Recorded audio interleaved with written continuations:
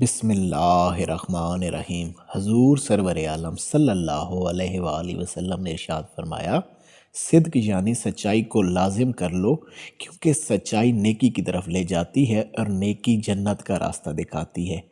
आदमी बराबर सच बोलता रहता है और सच बोलने की कोशिश करता रहता है, यहाँ तक कि अल्लाह के नज़दीक सिद्दीक लिख दिया जाता है। और फरमाया, झूठ से बचो, क्योंकि झूठ गुनाह की तरफ ले जाता है और गुनाह जहन्नुम का रास्ता दिखाता है।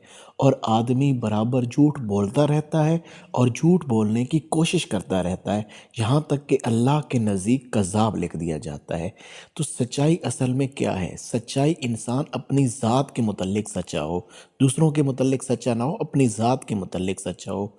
उसके बातिन में जो है वही उसका ज़ाहिर हो। और झूठ क्या है? झूठ एक मुनाफ़क़त है कि आपके बातिन में, आपके अंदर कुछ और है और ज़ाहिर कुछ और कर रहे हैं।